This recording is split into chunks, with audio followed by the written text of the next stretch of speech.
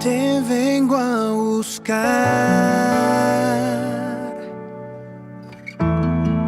Hoy necesito adorarte. Me vengo a postrar. Hoy necesito llenarme. Te vengo a buscar. Hoy necesito adorarte.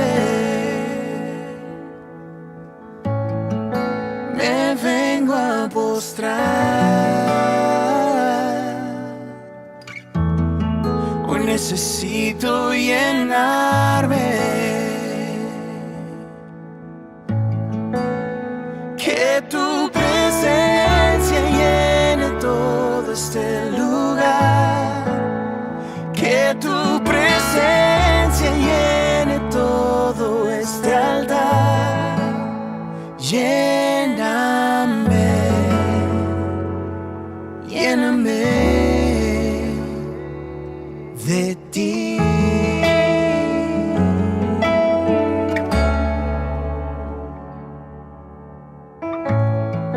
Te vengo a buscar. Hoy necesito adorarte. Me vengo a postrar. Hoy necesito llenarme.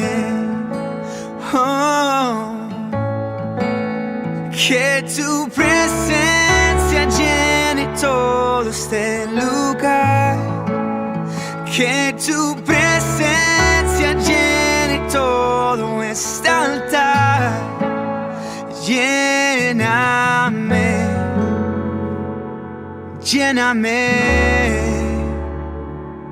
de ti. Oh, oh, oh, de ti, oh, mío.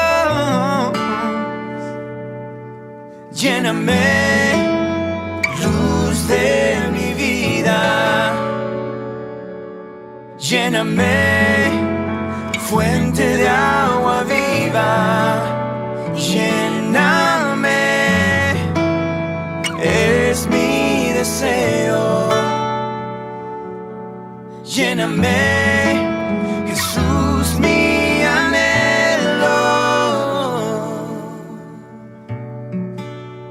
Que tu presencia llene todo este lugar. Que tu presencia llene todo este altar. Lléname, lléname de ti.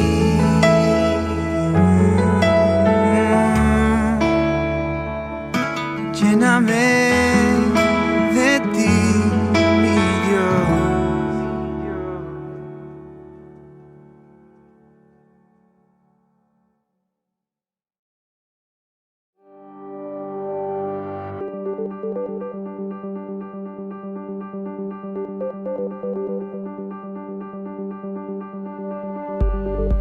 El creyente asiste a una iglesia. El discípulo entiende qué es la iglesia. El creyente busca que lo alienten. El discípulo busca siempre alentar. El creyente piensa en recibir. El discípulo piensa en dar y servir. El creyente murmura y reclama. El discípulo obedece y actúa. El creyente lee la Biblia. El discípulo enseña la Biblia. El creyente espera que oren por él. El discípulo ora por los demás. El creyente espera que le asignen tareas. El discípulo está listo para asumir responsabilidades. El creyente se entrega en parte. El discípulo entrega su vida entera. Para el creyente, Jesús es Salvador. Para el discípulo, Jesús es todo. El creyente suma.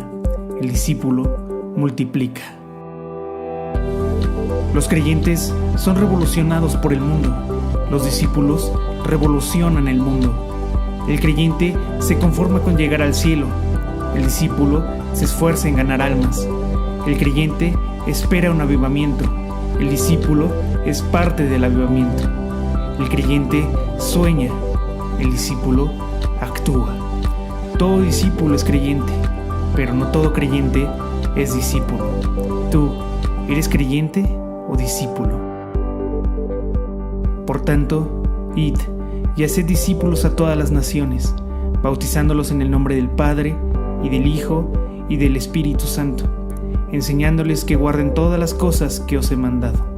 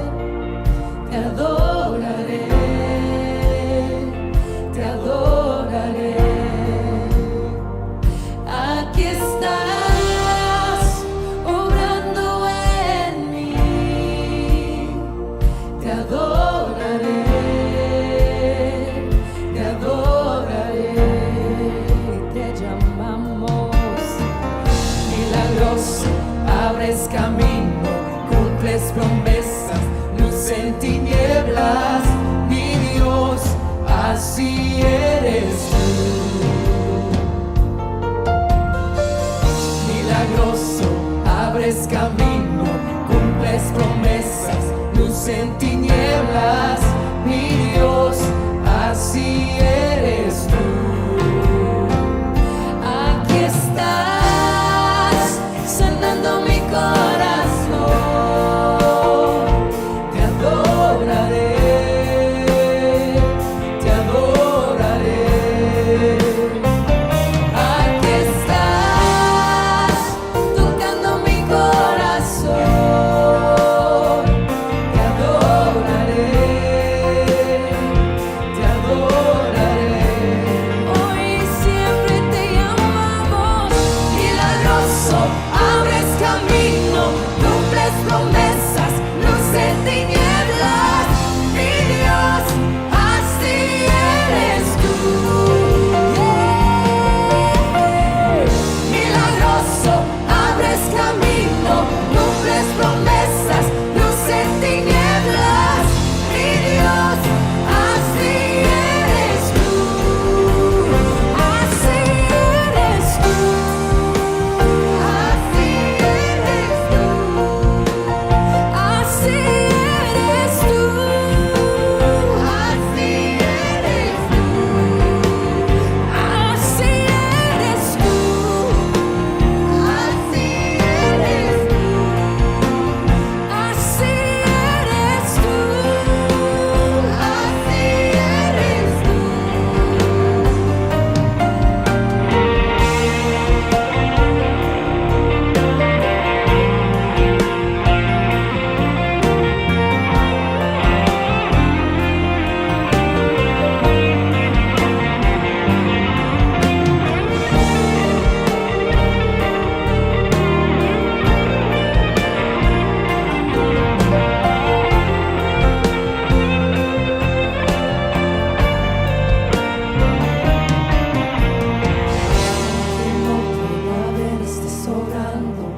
Aunque no pueda ver, estás sobrando.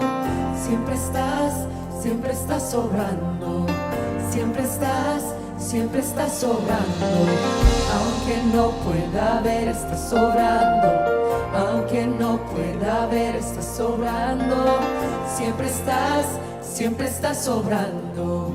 Siempre estás sobrando. Aunque no pueda ver, estás sobrando. Aunque no pueda ver, estás sobrando. Siempre estás sobrando. Siempre estás sobrando. Aunque no pueda ver, estás sobrando. Aunque no pueda ver, estás sobrando. Siempre estás sobrando. Siempre estás sobrando. Milagroso, abres camino, cumples promesas, luz en tinieblas, mi Dios, así eres tú. Milagroso, abres camino, cumples promesas, luz en tinieblas, mi Dios, así eres tú. Milagroso, abres camino, cumples promesas, luz en tinieblas, mi Dios, así eres tú. Milagroso, abres camino, cumples promesas, luz en tinieblas, mi Dios, así eres tú. Solo así eres tú. Así eres tú. Así eres tú. Así eres tú.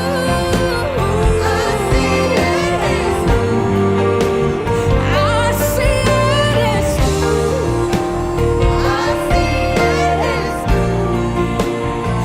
Así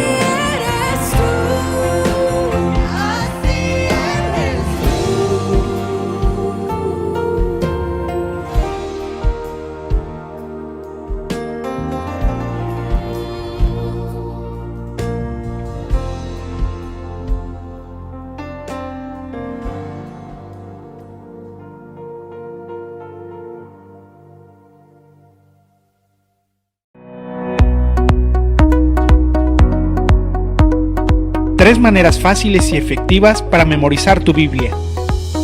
Un método efectivo es escoger una pequeña libreta y elegir de 5 a 10 versículos que quieras memorizar.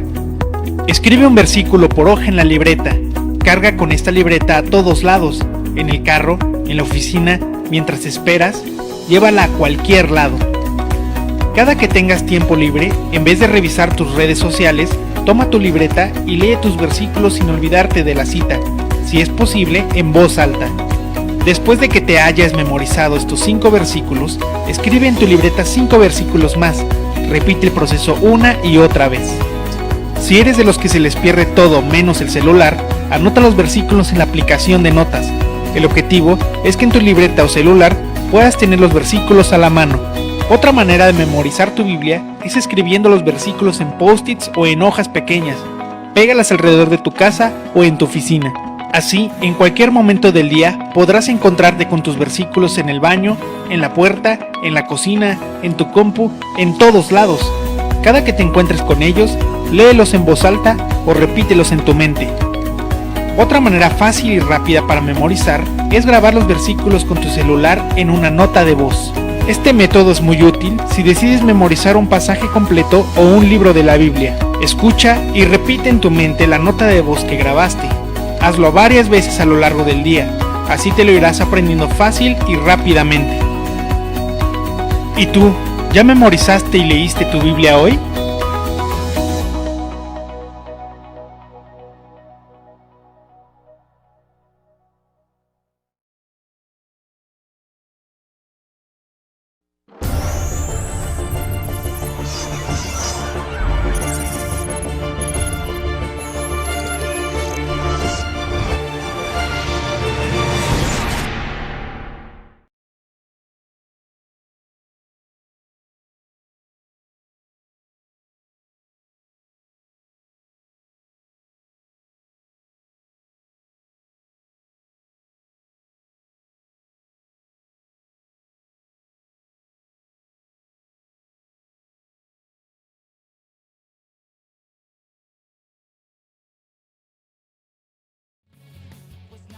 queremos saludar a todos nuestros amigos que se están dando este tiempo precioso para todos, por lo valioso que es tener la oportunidad de estudiar, de leer la palabra de Dios. Queremos saludar a todos nuestros amigos de diferentes lugares de la Ciudad de México, de diferentes lugares de nuestro país, y a todos los que nos acompañan a través del continente. Les queremos mandar un afectuoso saludo.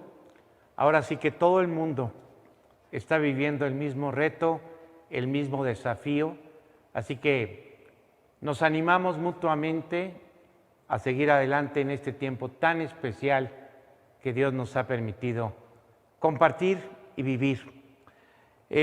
Conforme a la costumbre que siempre hemos tenido en nuestras charlas, pues gracias a Dios a través de internet mantenemos la oportunidad de escuchar las preguntas que las personas tienen mientras van leyendo la Biblia o comprendiendo o estudiando las Escrituras. Y tengo 3 preguntas, voy a contestarlas. En primer lugar, me preguntan que si Dios creó el infierno, ¿con qué propósito lo creó? La Biblia nos enseña que a raíz de la rebelión del diablo, Dios construyó el infierno como la prisión definitiva, en donde Lucero, aquel ángel que estaba al frente de todos los ángeles y que después lideró una rebelión contra Dios, a través de la cual una tercera parte de los ángeles se rebelaron contra el Creador. La Escritura nos dice que Dios creó el infierno para el diablo y sus ángeles. ¿Por qué? Es la pregunta lógica. ¿Por qué el infierno se encuentra en el horizonte y en el destino de la humanidad? La Biblia nos enseña que al momento en que el hombre peca, no solamente muere espiritualmente, no solo rompe con Dios, sino desgraciadamente se corrompe, y esa naturaleza equivocada que el pecado engendra nos llevará a vivir en oposición y en rebelión contra el Creador. Esta es la razón por la que Cristo vino a este mundo. Él vino a salvar, a buscar y a salvar lo que se había perdido. Dios vino a buscar al hombre que en su rebelión, en su ignorancia y en su necedad se apartó de Dios y tomó el destino de quien está gobernando este mundo, que es el diablo. Así que Cristo vino a salvar, a buscar lo que se había perdido. ¿Quiénes están perdidos? Todos los hombres estamos perdidos. Y el gran trabajo de Dios es buscar al hombre, es acercarse a Él, es llamar su atención y después llamar a la puerta de su vida para darle la oportunidad de volver a nacer.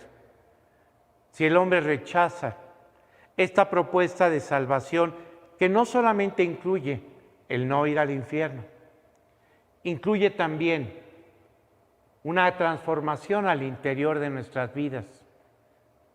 De esta manera, cuando Dios toca la puerta del corazón, nos invita a cambiar nuestra condición de separación de Dios a una comunión con Él. Nos invita a cambiar nuestro destino, que sería el castigo eterno, donde pagaríamos para siempre lo que hemos hecho mal. Y nos invita a encontrar el cielo que nunca habíamos contemplado en nuestro destino final. Así que el diablo, a la hora de rebelarse contra Dios, provocó esta sentencia llamada infierno.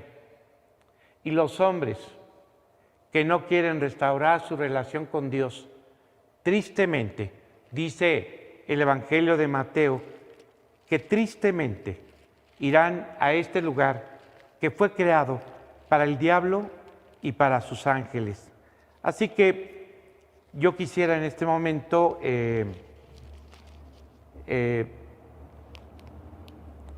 citar el versículo para que tengas claridad a la persona que me hace la pregunta. Es Mateo 25, versículo 40 y 41.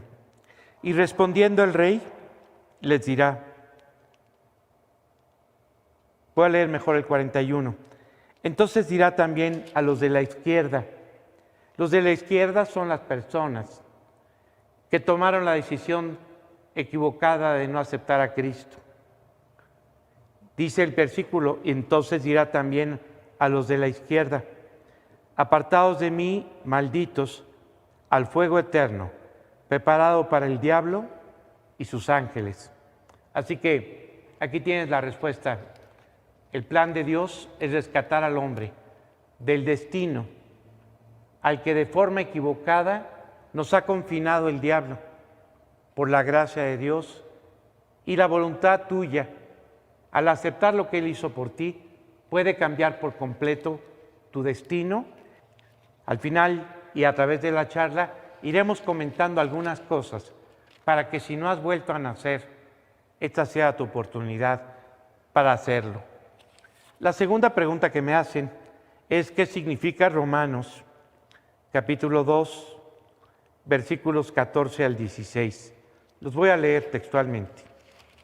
Dice así: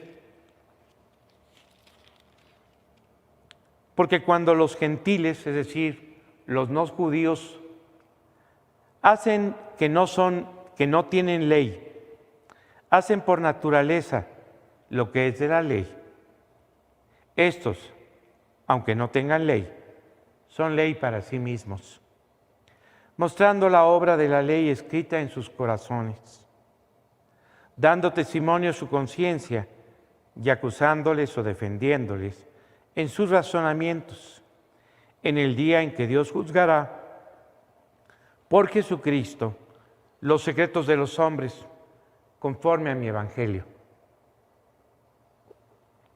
Así que en este pasaje lo que Dios confirma es que todos los hombres tenemos los principios universales que finalmente Él plasmó en la ley de Moisés.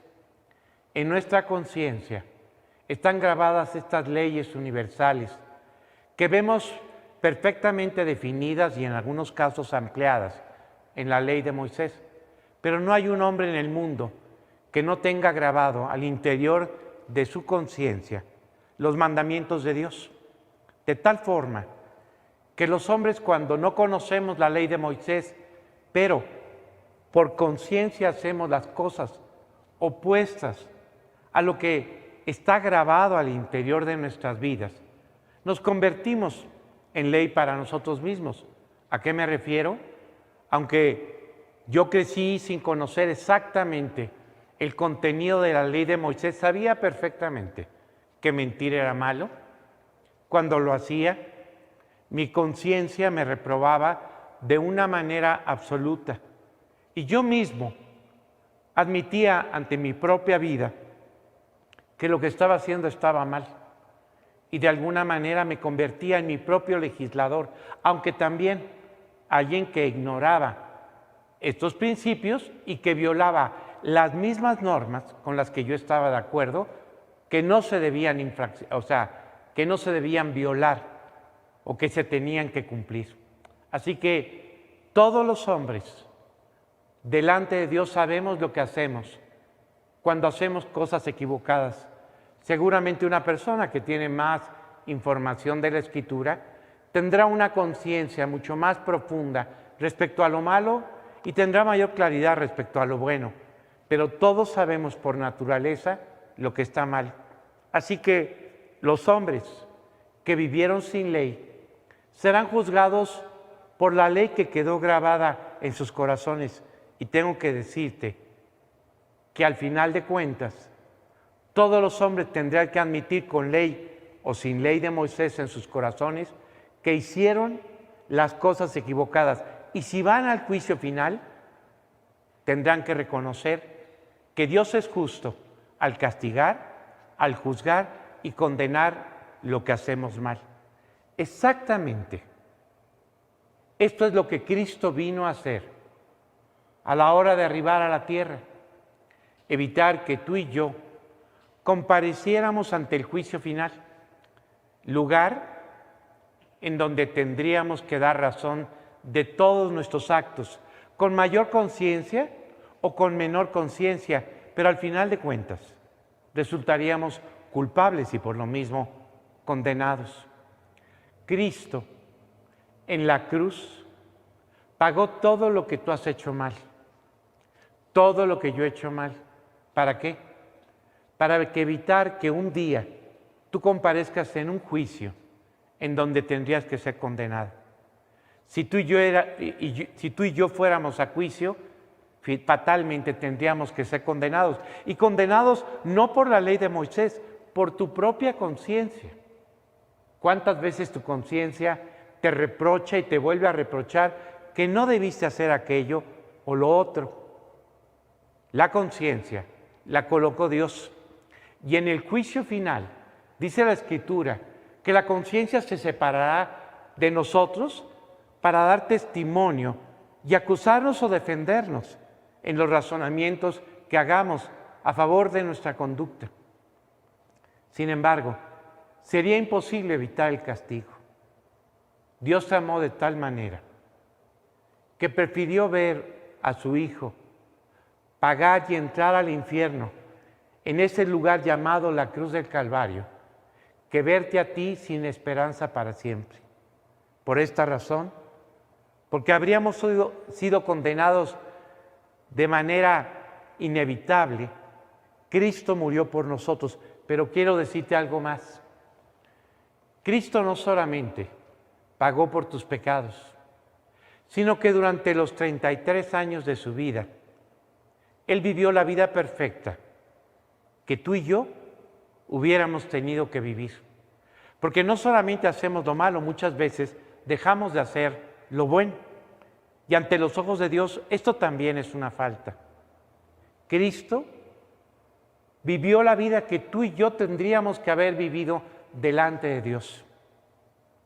El día que tú decides aceptar a Cristo, que decides abrir la puerta de tu corazón, que decides invitarlo a transformar lo que tú eres y a comenzar una relación personal con Dios. Aceptas el perdón de tus pecados. Esta es la forma para acercarnos a Él, el arrepentimiento. Aceptas la perfección lograda por Cristo para tu vida a través de los 33 años de perfección que Él vivió. Y lo más hermoso, aceptas que Dios cambie tu corazón, que te dé un corazón nuevo y una mente nueva, para que tú y Él puedan caminar de acuerdo. Así que esto es a lo que se refiere Romanos 2, 14 al 16. Y la tercera pregunta es una pregunta que está en boca de muchísimas personas en este momento. La pregunta me la plantean exactamente en estos términos.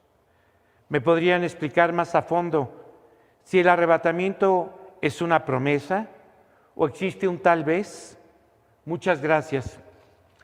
Uno de los grandes problemas del ser humano, aparte de todos los que tiene, y ahora más que nunca, es que ignoramos la palabra de Dios y por lo mismo su poder. Ni siquiera nos imaginamos el plan que Él tiene para nuestras vidas. Caminamos por esta tierra sin dirección y sin sentido. Dios tiene como proyecto principal hacerte escuchar su palabra. ¿Para qué? Para que lo puedas conocer. El oír su voz es la manera como Dios se acerca a la vida de cada uno de nosotros para declararnos su amor, su propósito eterno de salvación y el plan que Él tiene para nuestras vidas. Y si lo aceptas, comienza una relación personal con Dios. Pero tenemos que reconocer Yo recuerdo la noche en que escuché el mensaje de salvación, que en ese momento me hablaron de cosas que nunca había oído. Me hablaron de la verdad de volver a nacer. Siempre quise un cambio de vida, pero nunca me imaginé que esto estuviera en la mente de Dios. Desde luego yo quería cambiar las cosas que no hubieran provocado ningún cambio. Quería cambiarme el lugar, quería cambiar a las personas que me rodeaban, quería cambiar muchos aspectos que nunca hubieran transformado realmente mi vida.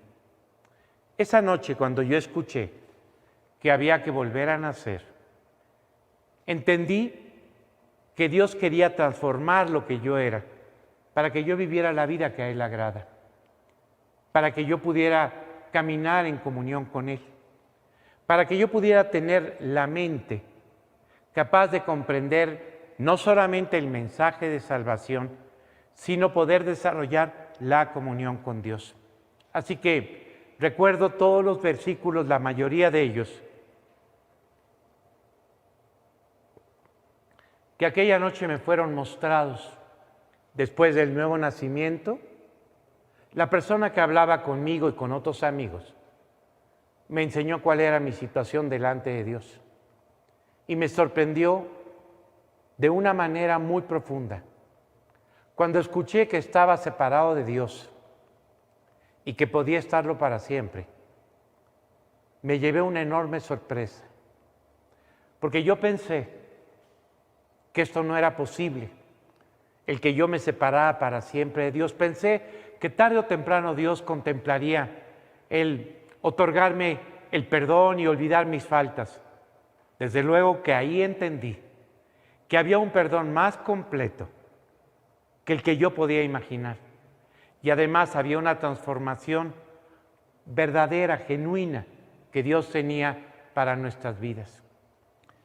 Ese día, después de entender cuál era mi situación delante de Dios y descubrirme separado, aunque tampoco vayas a pensar que me sorprendió tanto.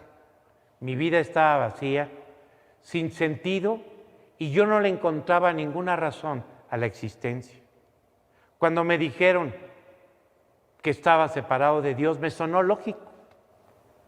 Pensé, si Dios existe, de ninguna manera yo viviría la vida que yo vivo, y si yo tuviera relación, menos si yo tuviera la relación de la cual se está hablando aquí.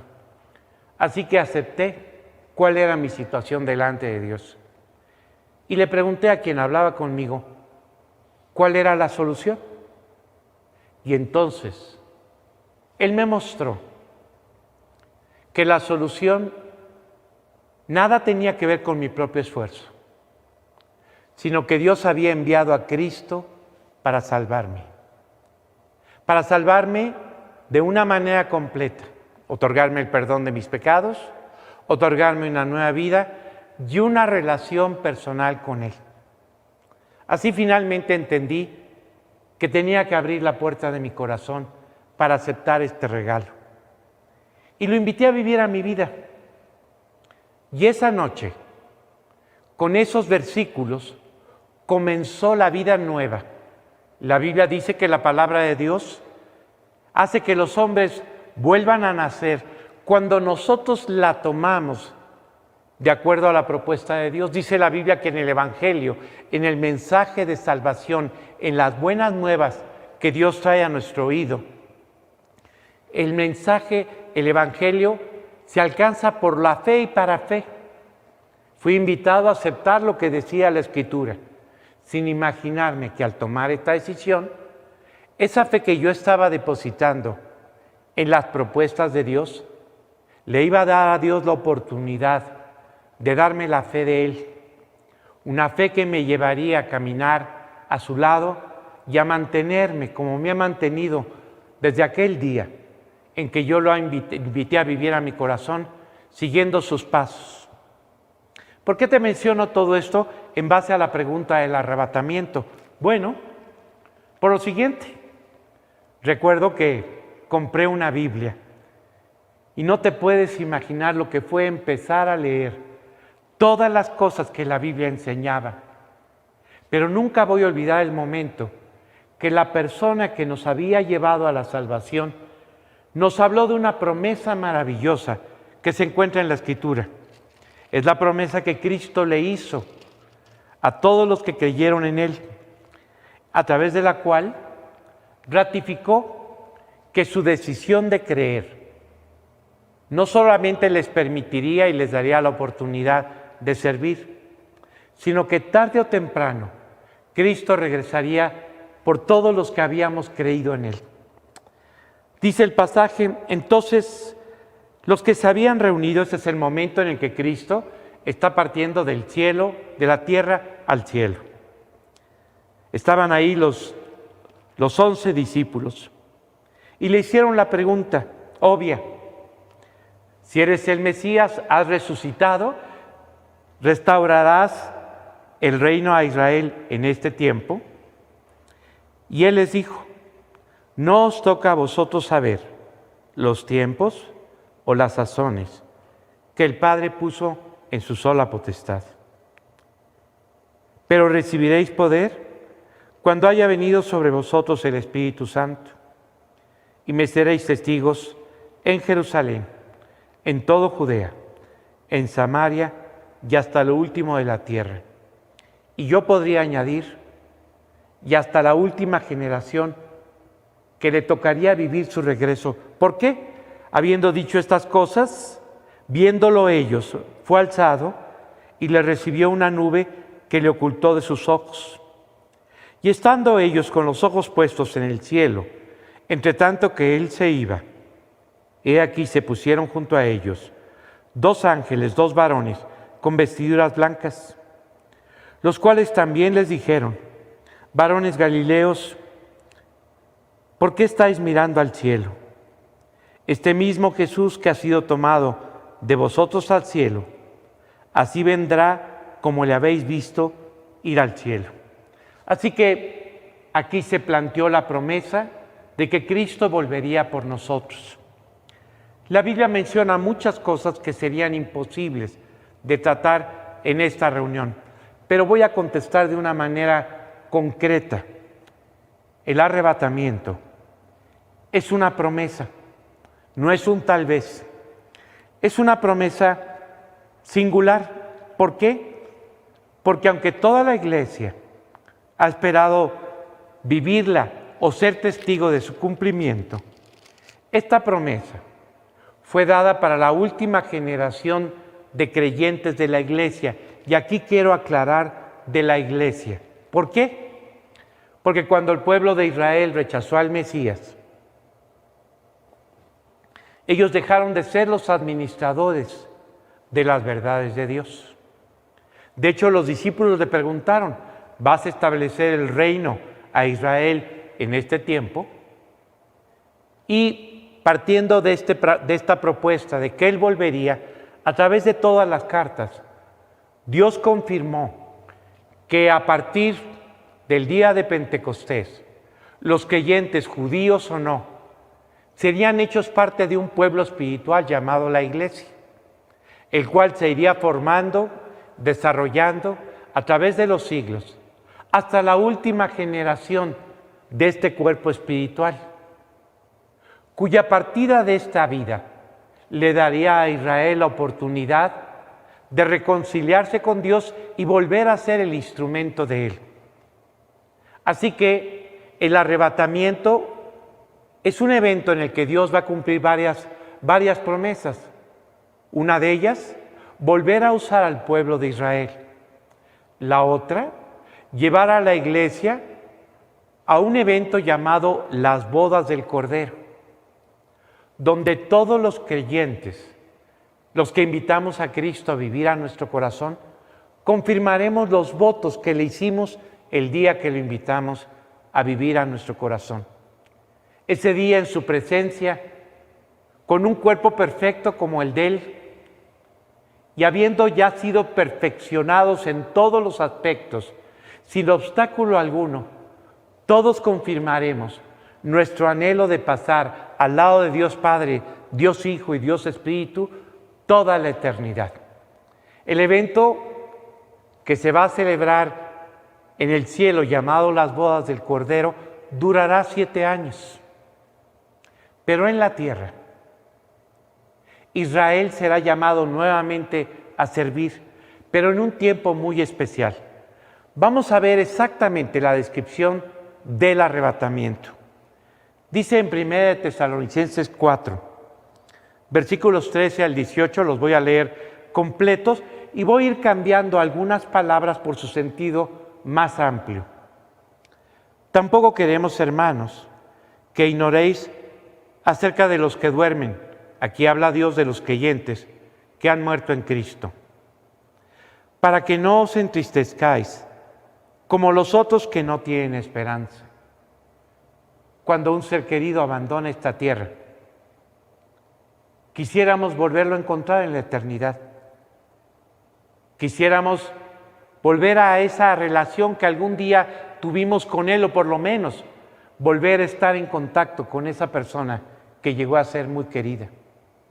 La Biblia nos dice que solamente las personas reconciliadas con Dios volverán a encontrarse con los que han sido reconciliados con Dios el día que partan de esta vida a la tierra. Algunas personas han visto partir a sus seres más queridos en esa correcta relación con Dios y los han dejado ir con la absoluta seguridad que el día que les toque partir a ellos, tendrán la oportunidad de encontrarse con ellos allá en el cielo. Pero hay una promesa muy especial que se llama la promesa de la resurrección. Todos los creyentes de todos los tiempos esperaron la resurrección. El evento del arrebatamiento es exactamente la resurrección. Así que el apóstol Pablo continúa diciendo: ignoréis acerca de los que han muerto en Cristo, para que no os entristezcáis como los otros que no tienen esperanza. Porque si creemos que Jesús murió y resucitó, así también traerá Dios con Jesús a todos los que murieron en él. Por lo cual os decimos esto en palabra del Señor. Y aquí el apóstol Pablo se incluye en la primera persona del plural, pensando que él sería parte de ese evento llamado arrebatamiento. Él estaba esperando el instante en que Cristo volviera por él y por todos los que se habían convertido. Dice el versículo: por lo cual os decimos esto en palabra del Señor, que nosotros que vivimos, que habremos quedado hasta el regreso de Cristo, no precederemos en cuanto a la resurrección a los que durmieron. Porque el Señor mismo, con voz de mando, con voz de arcángel y con trompeta de Dios, descenderá del cielo. Esto quiere decir que en el día del arrebatamiento Jesús saldrá con todos los creyentes de la historia y vendrá por todos los creyentes que estén vivos al momento en que Él decidió regresar. El Señor dice: con voz de mando, y con trompeta de Dios descenderá del cielo, y los muertos en Cristo resucitarán primero. Esto significa de que todos aquellos que murieron en Cristo regresan, y en el momento en que Cristo está partiendo con ellos hacia la tierra, ocurre la resurrección de los cuerpos de todos los que murieron en Cristo y que en este momento están en el cielo. Dice el pasaje: luego nosotros, los que vivimos, los que estaremos vivos en ese momento, los que hayamos quedado, seremos arrebatados juntamente con ellos en las nubes para recibir al Señor en el espacio o en el aire, y así estaremos siempre con el Señor. Todo esto que se describe aparentemente en un proceso, en otra parte de la Escritura, en 1 Corintios 15, versículos 51 y 52, define el tiempo que tomará el arrebatamiento. Dice literalmente: he aquí os digo un secreto, no todos los creyentes vamos a morir, pero todos vamos a resucitar o todos vamos a ser transformados. En un momento, en un abrir y cerrar de ojos, a la final trompeta, porque se tocará la trompeta y los muertos en Cristo serán resucitados incorruptibles. ¿Te acuerdas de todos aquellos que yo mencionaba que regresan con Cristo? Y luego nosotros, Pablo pensaba que él era parte de este selecto grupo de creyentes que tendrían la oportunidad de no experimentar la muerte, pero sí la resurrección. Todo ocurrirá en un abrir y cerrar de ojos, en el momento que Dios decida. Cuando esto pase, la humanidad enfrentará la más grave crisis de toda su historia. ¿Te suena familiar lo que estoy diciendo? La más grave crisis de toda su historia. La Biblia habla de que los hombres irán de mal en peor. Desgraciadamente, ni la historia ni las experiencias vividas le han permitido al hombre aprender a vivir. En lugar de aprender las lecciones de sus fracasos, se sigue hundiendo en cosas peores y que solamente han confundido por completo su mente en relación a su destino y a todo lo que va a pasar. Así que cuando la Biblia dice que las cosas irán de mal en peor, es para confirmarnos que la humanidad irá viviendo cada vez de manera más equivocada. Y esto provocará que este hermoso planeta se convierta en un lugar caótico. Así que Jesús prometió regresar por su iglesia el día en que la hora de la prueba vendría sobre el mundo entero. Juan Manuel, ¿es posible que sea esta hora? Nadie puede decir cuándo va a ocurrir. Pero de lo que sí estamos completamente seguros es que todos los creyentes que vivamos, a medida que se vaya acercando el evento del arrebatamiento, seremos testigos de los grandes cambios que experimentará el mundo y los cuales nos darán la completa seguridad de que el regreso de Cristo es un hecho. Así que esto es lo que yo quería compartir en cuanto a la pregunta que una persona me hizo sobre el arrebatamiento. ¿Es una promesa? ¿No es un tal vez? ¿Ocurrirá antes de la hora de la prueba que ha de venir sobre el mundo entero? ¿Por qué estoy seguro de lo que te estoy diciendo? Porque la Escritura lo afirma. Dice textualmente el capítulo 3, en su versículo 10 de Apocalipsis: por cuanto has guardado la palabra de mi paciencia, yo también te guardaré de la hora de la prueba que ha de venir sobre el mundo entero, para probar a los que moran sobre la tierra. Esta hora de prueba que está viviendo el mundo, algunos piensan que es la hora a la que se refiere este pasaje. Si esta es la hora a la que se refiere este pasaje, dice la Escritura que los creyentes serán arrebatados. En el mismo instante experimentarán la resurrección y se encontrarán con todos los creyentes de todos los tiempos que siempre tuvieron la esperanza de que Dios cumpliera la promesa de la resurrección. Bueno, la semana pasada empezamos esta aventura llamada el libro de Apocalipsis. Y comentaba yo al introducirnos en este tema la semana anterior, que cuando oímos la palabra Apocalipsis, inmediatamente vienen a nuestra mente juicios, crisis, desgracias, guerras, hambre, muerte, ausencia de paz. En realidad la palabra Apocalipsis es una palabra maravillosa, en la cual Dios confirma que todo lo que Él había venido manifestando a través de los siglos le llevó a Dios escribir esta obra que tengo en mis manos aproximadamente 2000 años. Usó unos 33 autores. Y esta obra, inspirada desde su primera página hasta la última, tenía el propósito de ir dando la revelación acerca de Él mismo. Esta revelación es una revelación en progreso. Si tú empiezas a leer la Biblia por el Génesis y continúas leyendo, te darás cuenta que la revelación va en aumento. Existen tiempos cruciales de esta revelación.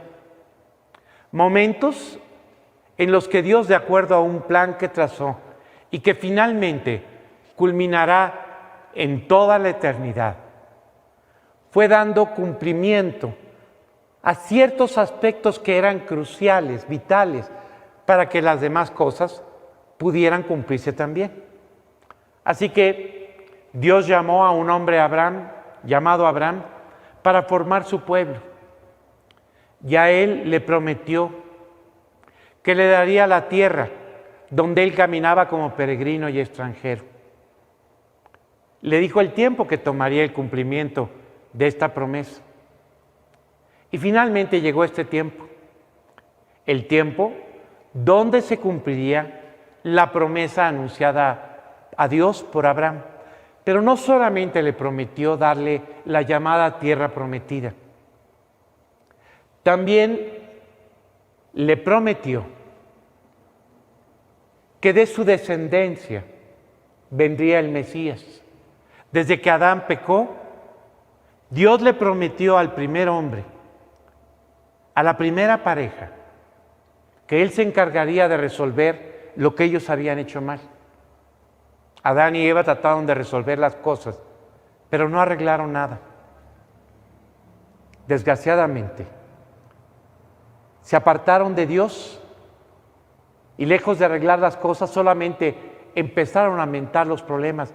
Dios intervino para rescatarlos y tomar el control de sus vidas y prometerles que todo lo que había cambiado en su corazón, toda la corrupción, que incluso vivirían, habría una persona que pagaría por sus pecados y por el resto de los pecados de los hombres.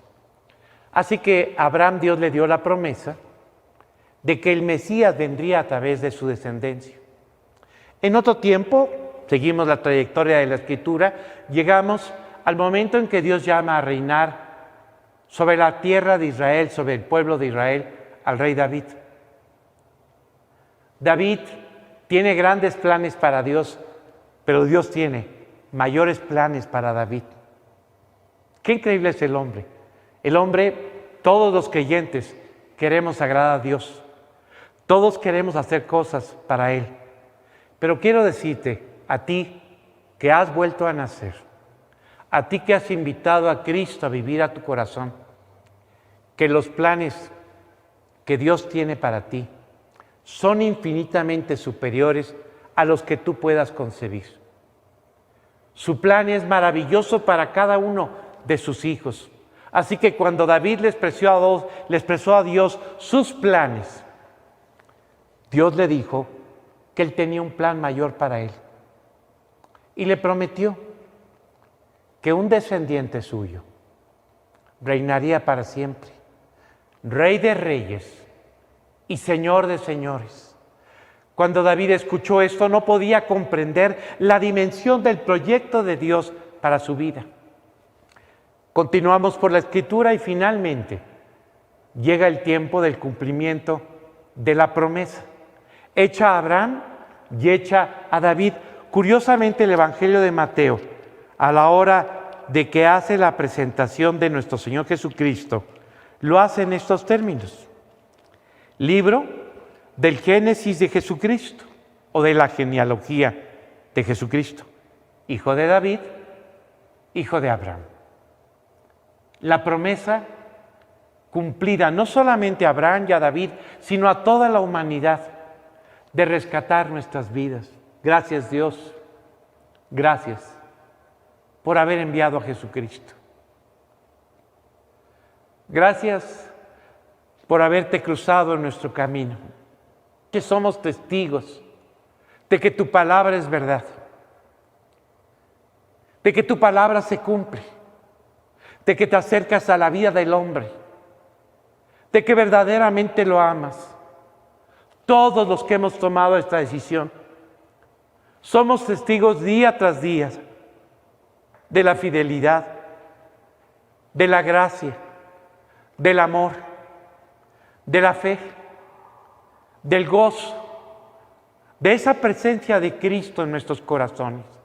Su palabra es verdad. Así que la Escritura está llena de cosas que se han cumplido. Pero hay un tiempo en el que Él prometió terminar este libro llamado Humanidad. Muchos capítulos se han escrito desde su origen, desde el momento en que Dios creó al hombre y a la mujer. Sin embargo, Dios tiene un plan para ponerle fin a esa estructura que surgió como resultado del rompimiento y convirtió a este planeta en un territorio de salvación. Es decir, en un lugar a donde hay que ir a buscar a los que se han perdido, a los que no saben cuál es su destino y a aquellos a los que Dios les da la oportunidad de que finalmente puedan encontrarse con Él. En este universo lleno de galaxias y de tantos planetas, estrellas y tantas cosas creadas, este es el lugar donde Dios nos colocó, con el propósito de que lo pudiéramos conocer, para que finalmente un día, habiendo establecido la relación con Él, pudiéramos partir al plan eterno, no a esta estructura temporal que tiene principio y tiene fin. La vida tiene principio y tiene fin. El hombre tiene un origen y finalmente encontrará su propósito al final de ese momento que Dios ha escogido para que surja la eternidad y a la luz de la eternidad desarrollar el plan que Él trazó para las personas que decidieron pasar la eternidad con Él.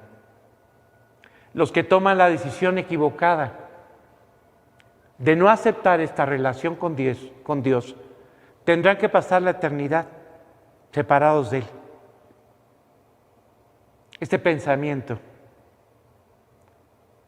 es muy difícil de aceptar,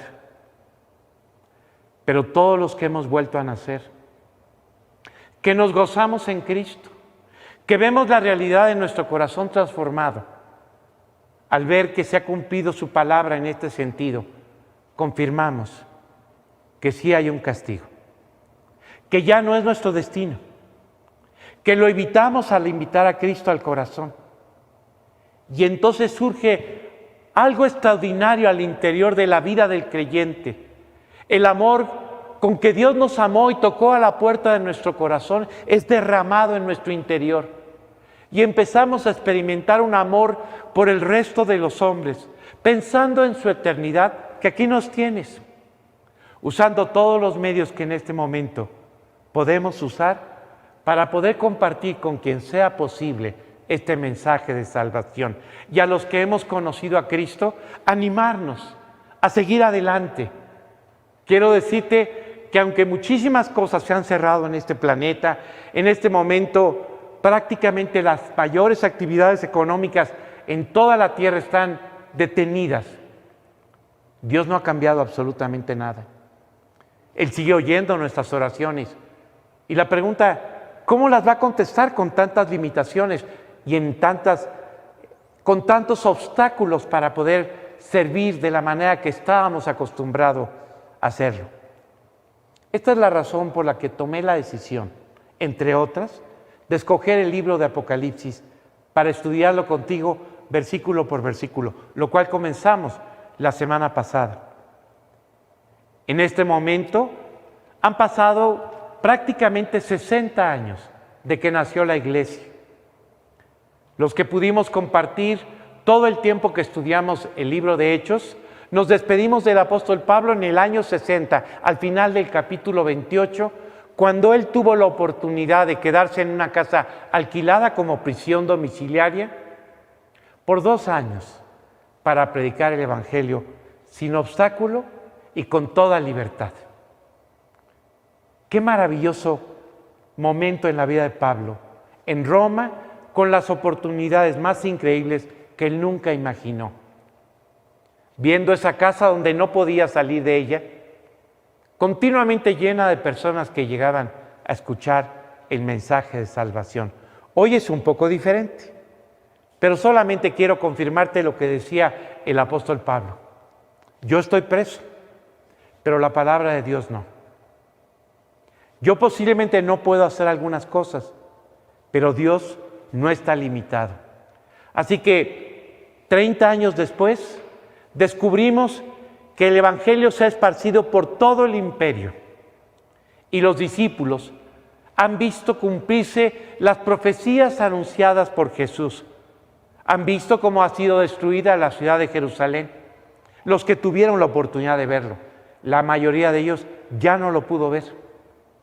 El que seguramente vio la destrucción de Jerusalén o supo de ella fue Juan, el apóstol, el hombre que Dios escogió para escribir esta obra maravillosa. Quiero leerte un versículo que es muy importante que nosotros tengamos claro. Lo primero, la palabra de Dios no vino por inspiración humana. De hecho, cuando los hombres llenos del Espíritu Santo escribían las promesas y todo lo que Dios había preparado para su pueblo llamado la iglesia, dice el versículo lo siguiente en 1 de Pedro 1, versículos 10 al 12. Los profetas que profetizaron de la gracia destinada a vosotros inquirieron y diligentemente indagaron acerca de esta salvación, escudriñando qué persona y qué tiempo indicaba el Espíritu de Cristo que estaba en ellos. El Espíritu Santo, mientras iba dictando cada palabra, iba también respondiendo las dudas, las preguntas que surgían paralelamente ante la revelación que escribían.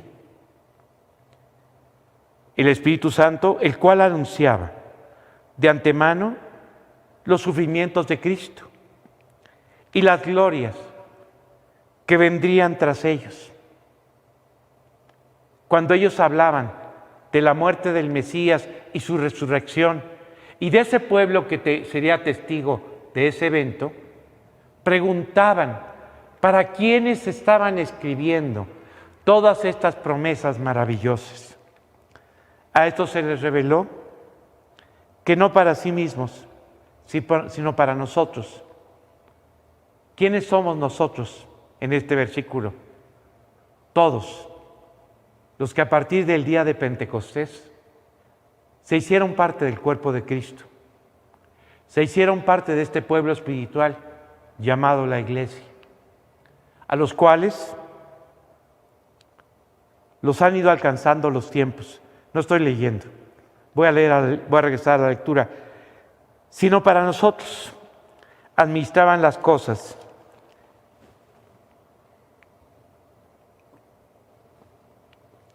que ahora os han sido anunciadas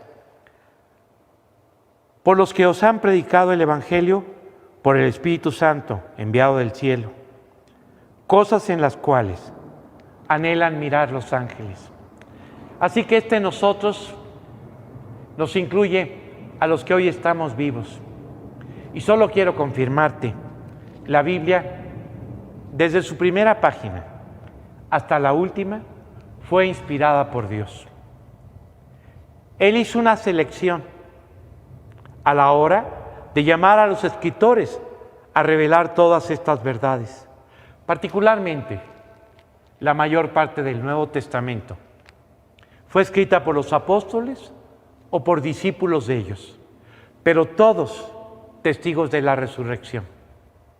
Habiéndose terminado los testigos de la resurrección, Dios dio por terminada la revelación, llamando al último testigo, posiblemente una de las últimas personas vivas que fueron testigos de la resurrección de Jesús, a escribir esta revelación. Esta revelación incluye la culminación de todo lo que Dios había venido anunciando desde el principio, desde el momento que comenzó la revelación, a través de los siglos, y culmina con esta obra maravillosa. Y habría una generación de creyentes, la cual tendría el privilegio de ser el testigo del cumplimiento de todas las cosas. Así que, abriendo nuestra Biblia, en el primer capítulo del libro de Apocalipsis, la semana pasada, comentábamos el versículo 1 y 2. Dice: la revelación de Jesucristo, que Dios le dio para manifestar a sus siervos las cosas que deben suceder pronto, y la declaró enviándola por medio de su ángel a su siervo Juan. Recalcábamos la semana pasada que hay 5 actores en este versículo 1. Nuestro Señor Jesucristo, a quien se le entrega la revelación. ¿De parte de quién? De parte de Dios Padre, la cual es enviada al ángel de Dios para que él a su vez se la entregue a Juan, y Juan a su vez a sus siervos. La semana pasada nos invitábamos a formar parte de esta servidumbre, de este servicio que ha tomado la decisión de vivir para Cristo. Así que estos son los actores de esta obra maravillosa llamada revelación. Esto es lo que significa la palabra Apocalipsis. Así que Dios está corriendo el velo. Lo vino corriendo desde el principio. Lo vino corriendo paulatinamente, despacio. A medida que fueron pasando los siglos, el velo fue corriendo y cada vez fue más claro quién era el Mesías. Finalmente el Mesías llegó. El velo se ha seguido corriendo a través de los siglos a la hora de difundir la palabra de Dios y darle a la iglesia la oportunidad de comprenderla, vivir la palabra, estudiar la palabra y de esta manera profundizar en sus enseñanzas. Así que cuando abrimos el libro de Apocalipsis, finalmente queda completamente develada la realidad de Jesús, al que tú y yo recordamos la semana pasada como el Cordero de Dios, que vino a dar su vida en rescate por todos. En el libro de Apocalipsis ya no lo vamos a ver así. Lo vamos a ver como Dios, lo vamos a ver como Rey, lo vamos a ver como Señor de señores, compartiendo la soberanía infinita del Creador al lado de Dios Padre, al lado de Dios Espíritu. De hecho, los tres, de una manera constante, a través de todo el libro, manifestarán su intervención: Dios Padre, Dios Hijo y Dios Espíritu. Después de leer esos versículos, hasta ahí nos quedamos comentando. Leemos el versículo 2 que dice que ha dado testimonio de la palabra de Dios y del testimonio de Jesucristo y de todas las cosas que ha visto. Su siervo Juan fue llamado por Dios a dar testimonio de la palabra de Dios. De hecho, él es parte de los escritores del Nuevo Testamento. Él escribió el Evangelio, él escribió 3 cartas, y cuando se encontraba en la isla de Patmos, en una cuarentena que no sabía cuándo iba a terminar el apóstol Juan, ¿por qué estaba ahí? Porque comenzó una persecución de parte del emperador Domiciano. Y dice la Escritura que Juan fue deportado a esta prisión militar, que era una isla que se encontraba exactamente enfrente de la ciudad donde él había vivido los últimos 25 años de su vida, la ciudad de Éfeso. Éfeso, ese lugar donde el apóstol Pablo tuvo la oportunidad de establecer ese grupo de creyentes que formaron la llamada iglesia de Éfeso, a la cual Pablo escribió una carta y a la cual Juan va a enviar el Apocalipsis. El libro de Apocalipsis fue enviado a 7 iglesias con las cuales el apóstol Juan estaba profundamente relacionado. Seguramente él había participado en la formación y fundación de algunas y era testigo de todos los milagros que Dios había hecho en la vida de todos los creyentes que estaban en estas siete localidades. Así que Juan es llamado por Dios a dar testimonio de la palabra de Dios. Después a conformar el testimonio de Jesucristo, que es la revelación que tenemos escrita. Todos los que hemos vuelto a nacer no tuvimos la oportunidad de ver a Cristo físicamente en el momento que tocó a la puerta de nuestro corazón. Lo único que tuvimos oportunidad fue de escuchar su palabra.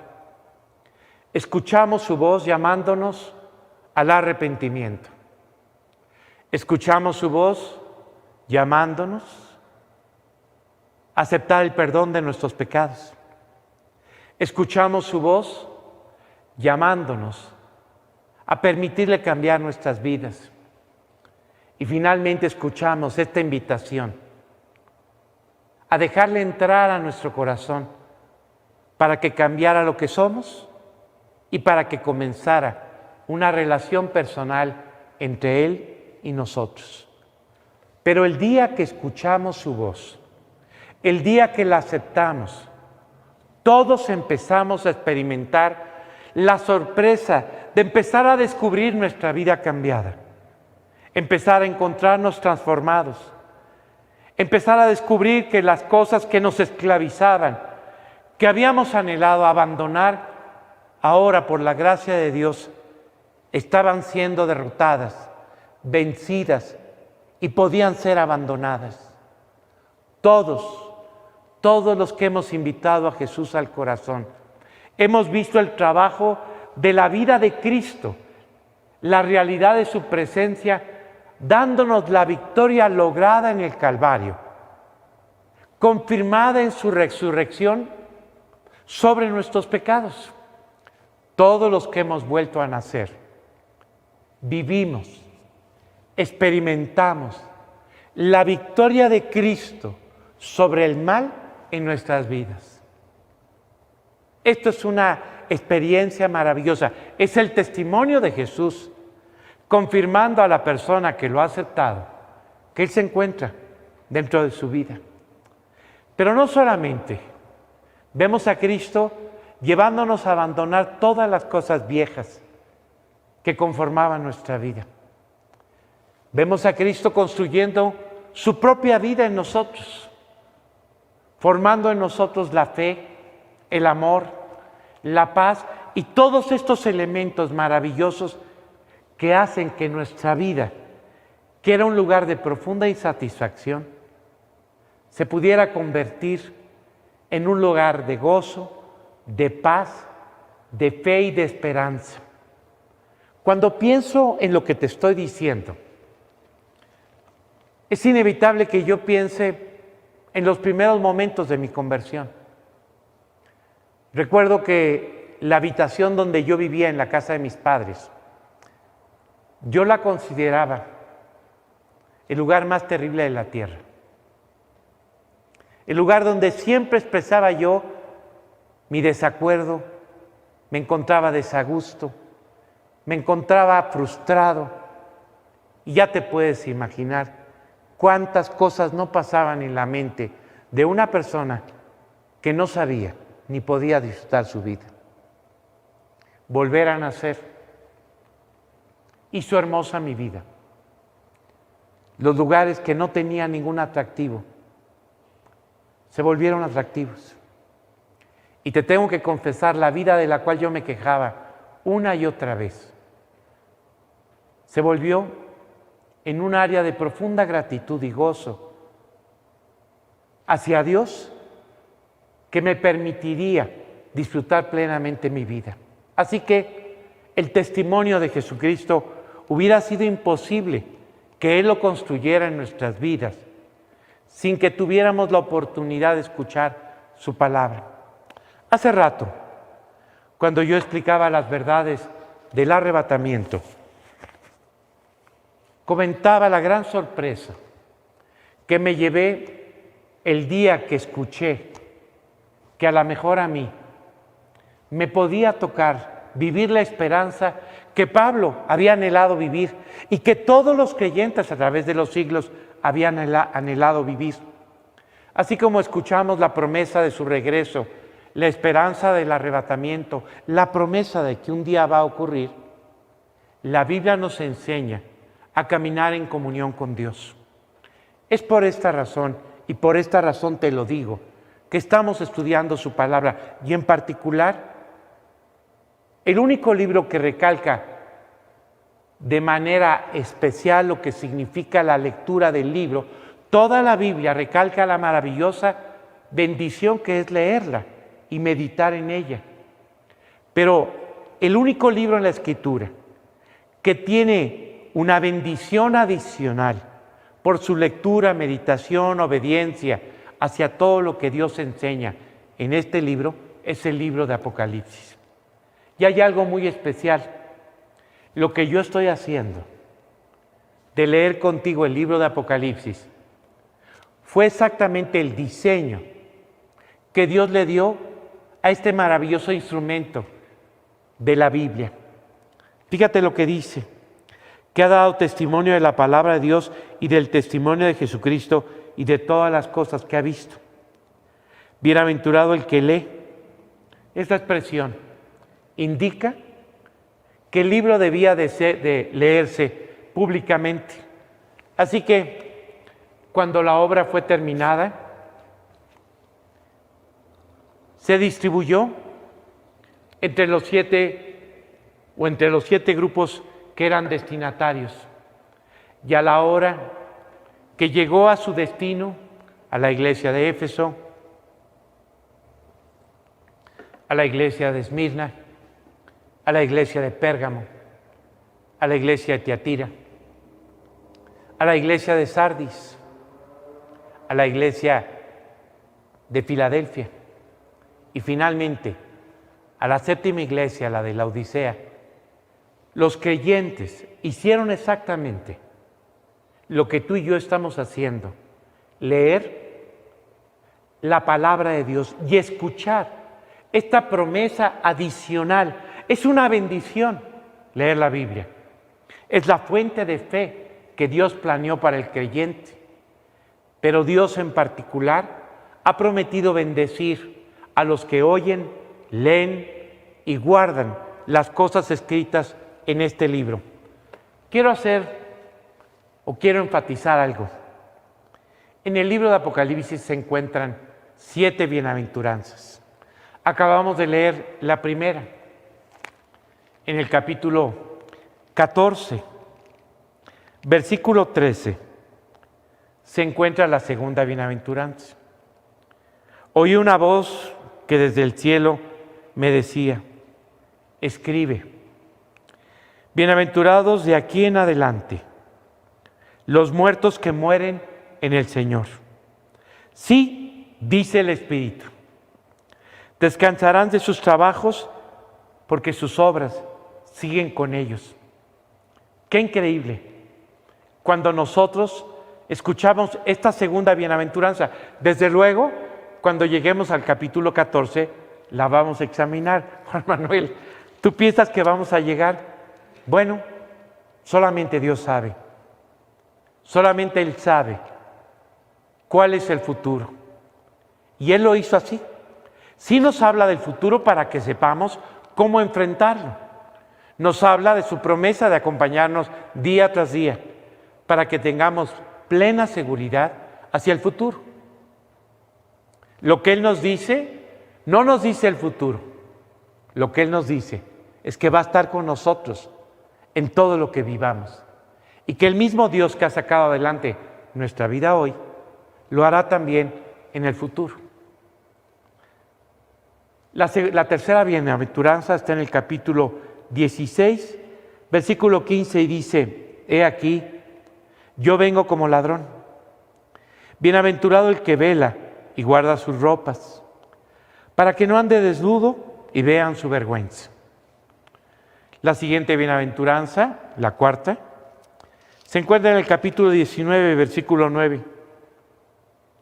que dice, y el ángel me dijo, bienaventurados los que son llamados a la cena de las bodas del Cordero. Y me dijo, estas son palabras verdaderas de Dios. ¡Qué maravilla! Todos los que hemos vuelto a nacer, aceptar a Cristo cambió nuestra vida, nos transformó, pero nunca nos imaginamos las promesas que Dios tiene para nosotros, para esta vida y para el futuro. Definitivamente, lo mejor se encuentra en el futuro glorioso, en donde pasaremos la eternidad al lado de Dios. Todo el libro de Apocalipsis describe esa eternidad futura. Y dentro de las promesas maravillosas a la que tú tienes derecho y yo tengo derecho por haber invitado a Cristo a nuestra vida, es a las bodas del Cordero. Solamente quiero aclararte que todo este tiempo que estamos viviendo, donde Dios nos ha dado la oportunidad de leer, meditar, orar y tener el tiempo del cual siempre nos quejábamos que no nos alcanzaba. Creo que si este es el tiempo del regreso de Cristo, y aclaro condicionalmente que nadie puede afirmar que así sea, es una realidad que Dios nos está permitiendo vestirnos adecuadamente para este banquete maravilloso. ¿Cómo es la vestimenta del banquete? Bueno, es una vestimenta que Dios ha ido formando desde el día en que tú te convertiste. Dice la Escritura, a la iglesia se le ha concedido que se vista de lino fino, limpio, resplandeciente, porque el lino fino es las acciones justas de los santos. Así que todos estos años que hemos caminado con Dios, todo este tiempo, aunque recientemente te hayas convertido, la semana pasada escuché el testimonio de una persona que se convirtió a través de la plática que tuvimos la semana pasada. Y seguramente hay otros testimonios que no he escuchado. Desde el día que invitaste a Cristo a vivir a tu corazón, Dios está preparándote para que el día que llegues a las bodas del Cordero pueda ser presentado sin mancha, sin falta alguna, y además ser recompensado por el tiempo que pudiste vivir para Él y pudiste ser útil en sus manos. La quinta bienaventuranza se encuentra en el capítulo 20, versículo 6, y dice, bienaventurado y santo, el que tiene parte en la primera resurrección. La segunda muerte no tiene potestad sobre estos, sino que serán sacerdotes de Dios y de Cristo, y reinarán con Él 1000 años. La sexta bienaventuranza se encuentra en el capítulo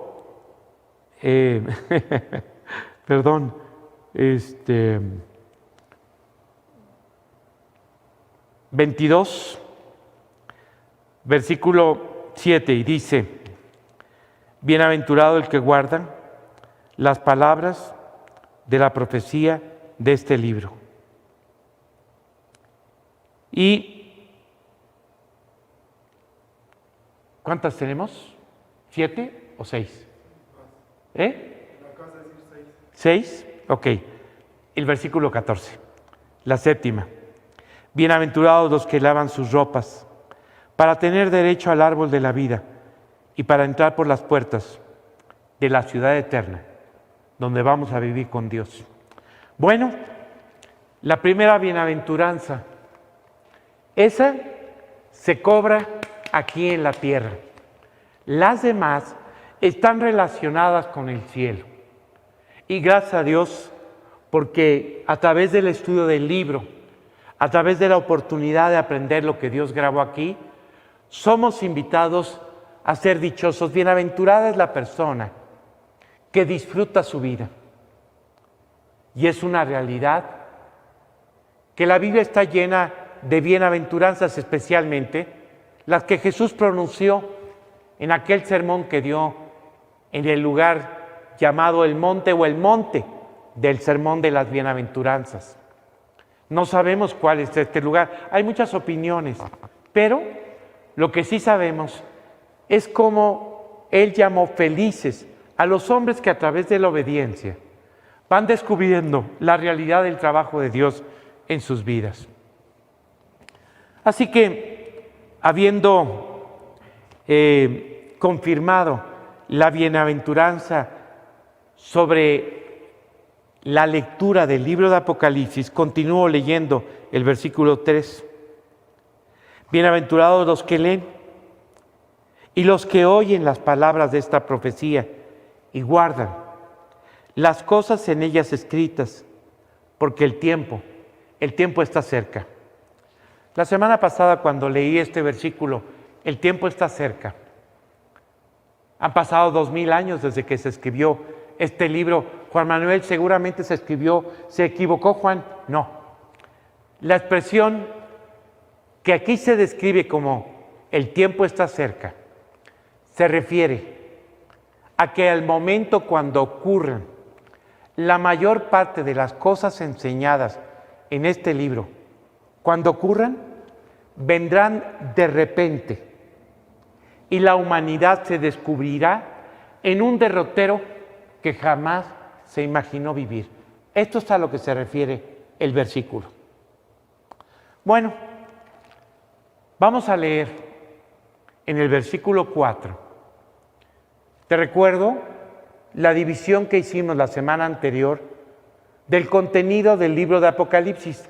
Tiene 3 temas que se encuentran descritos en el versículo 19. Esto es algo que vamos a recordar constantemente, sobre todo en los primeros 3 capítulos de este libro. Dice, escribe las cosas que has visto, es decir, a partir de ese momento, Juan hace una salutación y después describe lo que él está viviendo. Escribe las cosas que has visto. Él tiene una experiencia estando en la isla de Patmos, cuando él imaginaba que su testimonio y su ministerio habían terminado. Dios tenía preparado la mayor revelación que un hombre ha tenido jamás. Escribe las cosas que has visto y las que son, es decir, cuál es la condición de la iglesia. El segundo tema del libro de Apocalipsis es la iglesia, en la condición que tenía en aquel momento y en la que mantendría hasta el día del regreso de Cristo. Y del capítulo 4 en adelante habla de las cosas que sucederán en el futuro, lo cual incluye el momento del arrebatamiento, en el cual la iglesia es arrebatada, tal como Dios le prometió a la iglesia de Filadelfia, en donde Dios seguirá invitando a los hombres, como lo hizo con la iglesia de la Odisea, a abrir la puerta del corazón, hasta el día en que Él decida regresar por su cuerpo espiritual, por este pueblo llamado la iglesia. Así que escribe las cosas que has visto y las que son, y las que han de ser después de estas.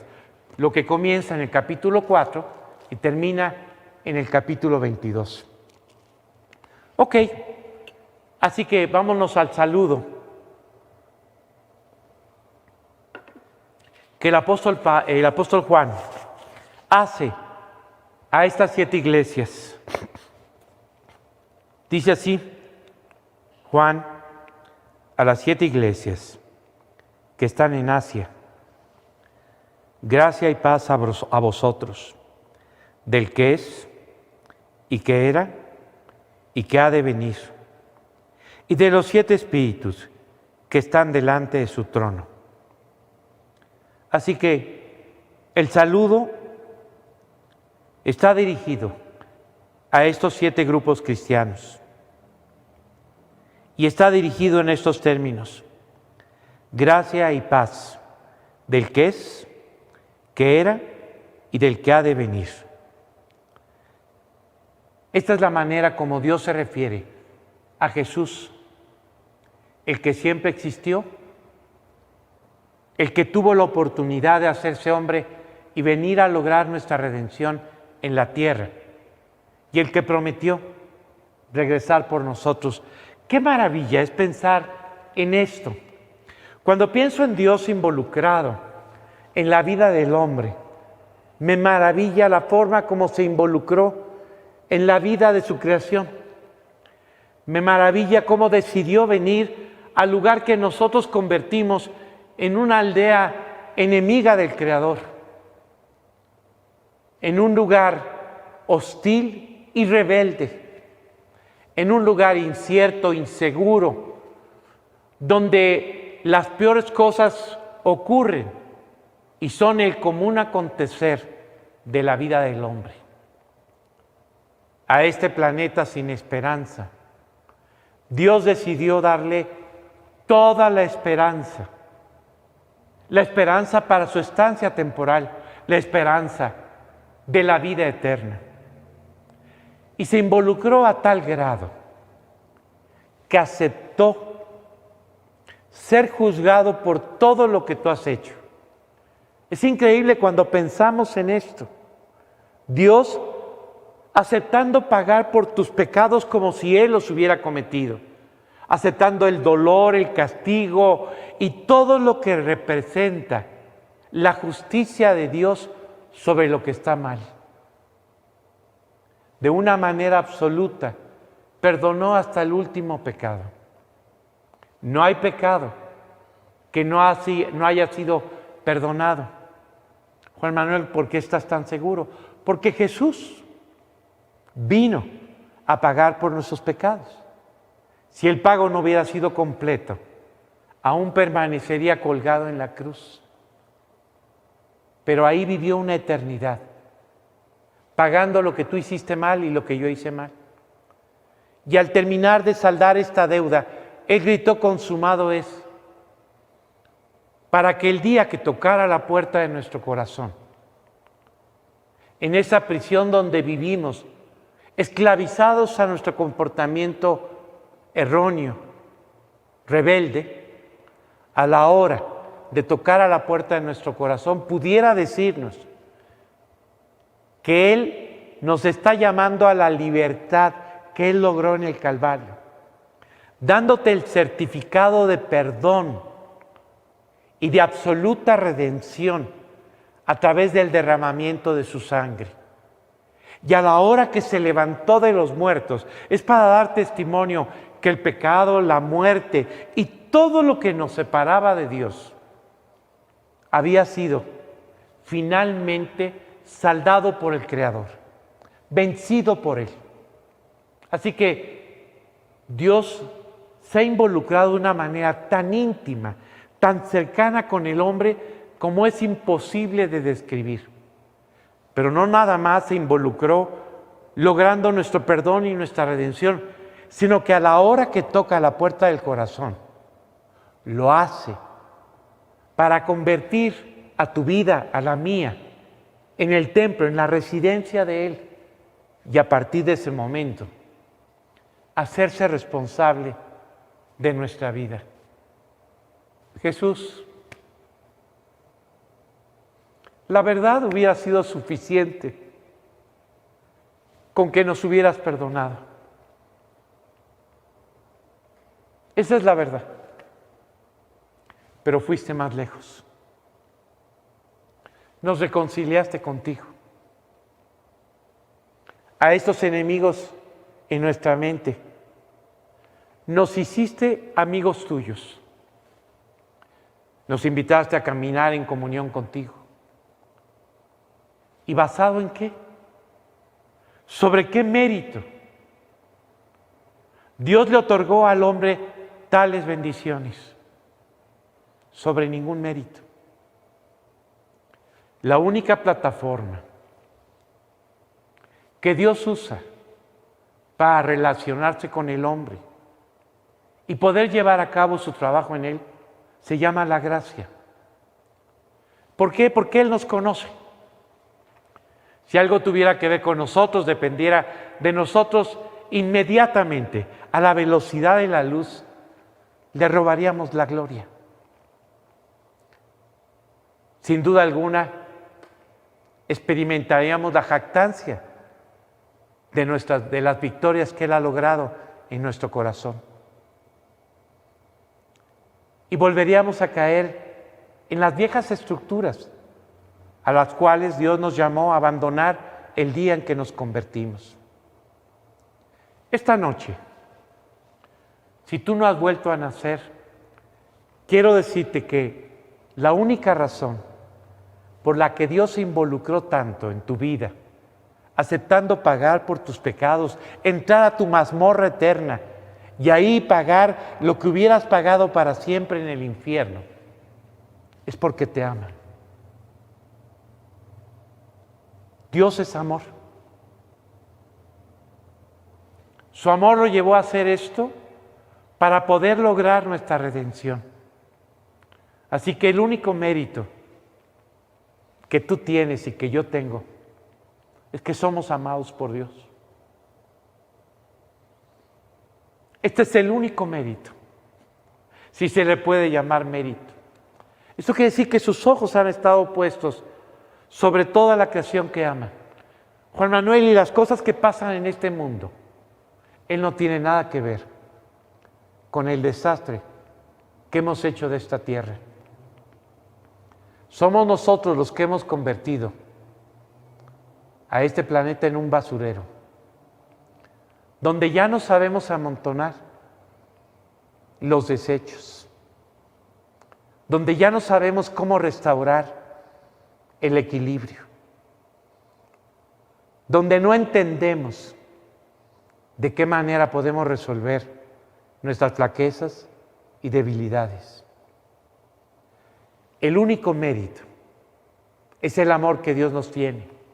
Desde luego quiero decirte que en el plan eterno de Dios, el libro de Apocalipsis habla al final, cuando llega el final monumental de la obra de Dios, revela que Dios hará una nueva tierra, lo cual indica que esta ya no tiene remedio. Desgraciadamente, destruimos todo lo que podemos destruir. No solamente nuestro entorno, nuestras propias vidas. Al interior de nuestra vida están las marcas de todo lo que hemos destruido.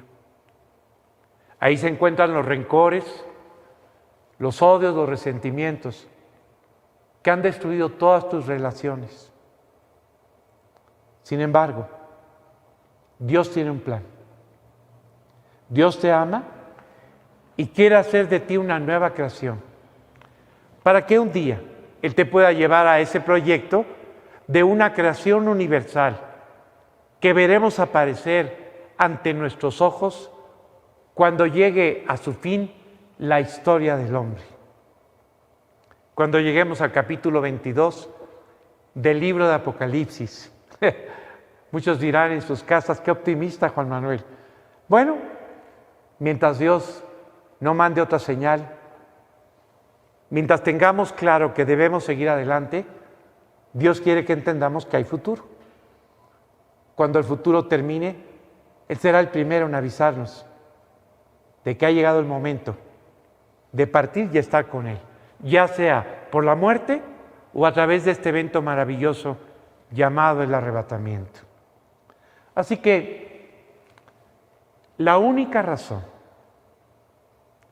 por la que Él quiere hacer todo esto por ti, transformarte, entrar a tu corazón, convertirte en una nueva creación, establecer esta relación personal con Él, cambiar tu antagonismo hacia Él por una amistad, una relación personal con Él, donde Dios es Señor, donde Él puede guiar tus pasos, donde Dios puede adoptarte como un hijo suyo.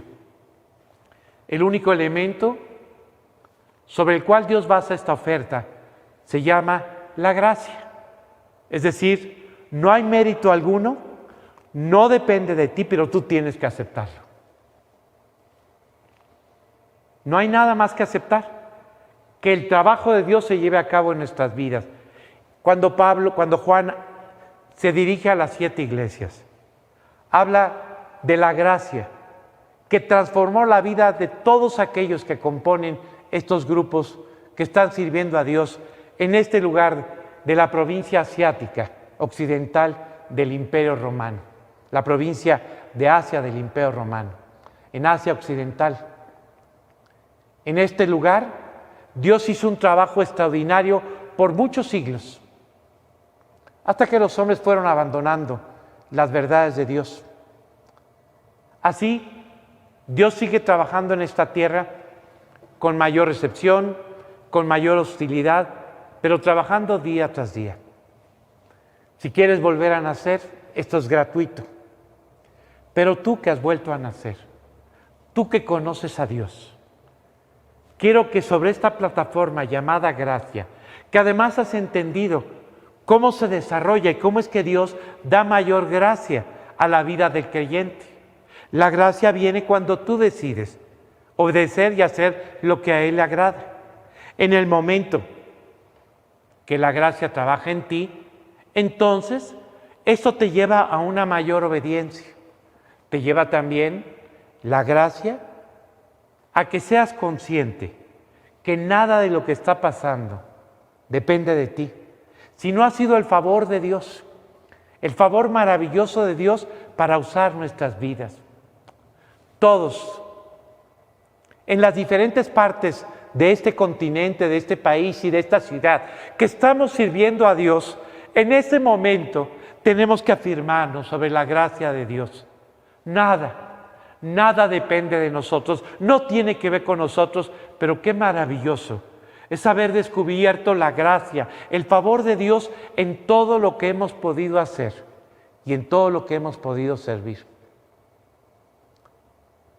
Gracias a Dios por su gracia, la cual va en aumento a medida que aprendemos a no robar su gloria, a medida que entendemos que nada depende de nosotros y que podemos confiar plenamente en el poder de Él. Por esta razón te invito, a ti que has vuelto a nacer, a que profundicemos en la oración. Te he invitado de muchas maneras, pero ahora más que nunca, a orar unos por otros. ¿Para qué? Para que las oportunidades se multipliquen. Dios nos dé la gracia, la habilidad, la sabiduría para poder ser útiles en este tiempo. Que Él se encargue de sacar adelante nuestro servicio. Pídele a Dios que nos dé la gracia, que nos dé las oportunidades que solamente Él puede brindar. He escuchado a través de muchos testimonios en todo este tiempo de cuarentena de algunas personas que han podido recibir a Cristo a través de estos medios. El contacto a través de la red de internet, el teléfono y todas las estructuras de las que podemos echar mano para seguir en contacto con los demás. ¡Qué increíble! Qué increíble es encontrarnos con las personas que amamos y mantener nuestra sana distancia. Gracias a Dios por todas las personas que a través de la gracia están sirviendo cada día más en donde se encuentran. Y el efecto maravilloso que trae la obediencia, el no robarle la gloria, el poder descansar completamente en su poder, el hacer de la oración nuestro medio para que Él pueda proveer, hacer, abrir las puertas, guiarnos en todo lo que tenemos que vivir. Gracia y paz a vosotros del que era, refiriéndose a la eternidad, donde el Hijo, el Padre y el Espíritu Santo estaban antes de la creación, al que es, el que decidió manifestarse en esta tierra, y al que ha de venir, al que esperamos con esa esperanza gloriosa que ha tenido la Iglesia desde el momento en que se pronunció esta promesa. de que Él volvería por su iglesia en el tiempo en que la humanidad se encontraría a punto de enfrentar el colapso, la crisis que jamás imaginó vivir. Si es este tiempo, es maravilloso. Si todavía la humanidad tiene que vivir otra crisis más profunda, no me la imagino. Pero la Biblia nos enseña que la humanidad, una vez que venga el arrebatamiento, enfrentará la gran tribulación. No me voy a adelantar a este tema. Tenemos desde el capítulo 4 en adelante para empezar a hablar de estas verdades. Hoy solamente quiero terminar hablándote, de el Espíritu que se menciona aquí. Dice la Escritura, el Espíritu, los 7 Espíritus que están en la presencia o delante del trono. Se refiere a una descripción ampliada del Espíritu Santo. La semana que viene empezaremos a hablar de cada una de estas cualidades y características que se describen en el libro de Apocalipsis sobre los 7 Espíritus de Dios. Dios usa esta expresión de 7, hay 7 juicios, o sea, hay 7 sellos, hay 7 bienaventuranzas, hay 7 copas de ira, hay 7 trompetas, y más de 52 veces se menciona el múltiplo 7 en este libro de Apocalipsis. Este será el comienzo de nuestro estudio, hablar de ese Espíritu Santo que mora en el interior de nuestro corazón y a quien invitamos a nuestra vida en el momento que le pedimos a Cristo que entre a vivir a nosotros. Terminamos así nuestra introducción sobre el libro de Apocalipsis. A partir de la semana que viene nos iremos directamente a la descripción de Jesucristo, primeramente del Espíritu Santo, después con Jesús y finalmente la visión que tiene Juan, que le permite escribir las cosas que has visto, como la primera parte de este libro maravilloso llamado Apocalipsis. Pero no quiero dejar mi plática aquí. Quiero terminar invitándote a ti, que a través de todo lo que has escuchado esta noche, quieres volver a nacer, quieres salvarte, quieres caminar el futuro ya con Cristo en el corazón. Te voy a leer esta invitación que se encuentra en el capítulo 3 del libro de Apocalipsis, en el versículo 20, y dice: he aquí, yo estoy a la puerta y llamo. Si alguno oye mi voz y abre la puerta, entraré a él, cenaré con él y él conmigo. El que estés escuchando su voz quiere decir que Dios ha decidido intervenir de manera muy íntima en tu vida. Quiere entrar a vivir a tu corazón. Tengo que aclararte que no puede entrar en la condición que está, a menos que aceptes que Dios cambie lo que eres. No va a entrar para seguir igual. No serviría de nada. Ni Él lo haría. Establecer una relación personal con Él es aceptar que Dios transforme nuestras vidas. Seguramente piensas en todas las cosas que son difíciles de dejar. No depende de ti. A la hora de entrar, te dará una vida nueva. Te dará el corazón que deseará portarse bien. Te dará la mente que anhelará hacer la voluntad de Dios y agradarle. Y te dará la fortaleza, el don de Dios que tú requieres para vivir la vida, el gozo que ni siquiera conoces, la paz. Este es el fruto de aceptar la gracia, hacer la paz con Dios, establecer esa paz que nos hace tanta falta en la vida cotidiana, ya no digamos en este tiempo, donde la angustia, los temores, las noticias nos han robado por completo de manera natural la paz y la esperanza a este mundo en el que hoy vivimos.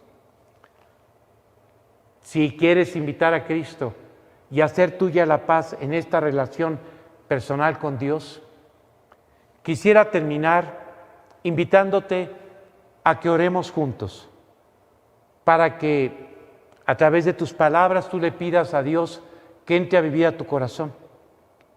Si me permites, me gustaría guiarte en lo que vas a aceptar. Él va a escuchar tu voz. Si alguno oye mi voz y abre la puerta, Él va a escuchar. Has decidido escucharla de Él va a escuchar tu voz. Abrir la puerta es dirigirte a Él en estos términos. ¿Qué le vas a pedir? Perdón por tus pecados. Le vas a decir que estás arrepentido de lo que estuvo mal, que ya no quieres continuar igual. Y lo vas a invitar a vivir a tu corazón para que cambie tu vida y a partir de este momento la conduzca. Si quieres tomar esta decisión, acompáñame y dirígete a Dios en estos términos. Señor, quiero darte gracias, porque ahora entiendo de qué manera tan infinita te has involucrado con mi vida. No solamente aceptando pagar por todos mis pecados, sino otorgándome el perdón de todo lo que yo he hecho mal. Así que en este momento quiero pedirte que me perdones de todo lo que he hecho mal en mi vida. Y quiero aceptar la salvación que tú lograste para mí en la cruz. Y ahora quiero abrirte la puerta de mi corazón y pedirte que entres a mi vida.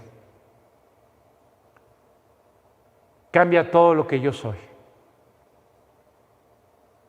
Haz de mí una nueva persona, capaz de seguirte y obedecerte. Y quiero que a partir de este momento tú seas mi Señor y tú conduzcas mi vida. Te pido todo esto en el nombre de Cristo Jesús. Amén. Bueno, si aceptaste a Jesucristo, Él se involucrará en todo lo que sigue, pero desde el interior de tu corazón. La paz, la gracia que has hecho tuya, el gozo, el amor, la fe, la bondad, la mansedumbre y todas las cosas que jamás te imaginaste vivir, empezarás a ver cómo se manifiestan como fruto de la presencia de Cristo en tu corazón.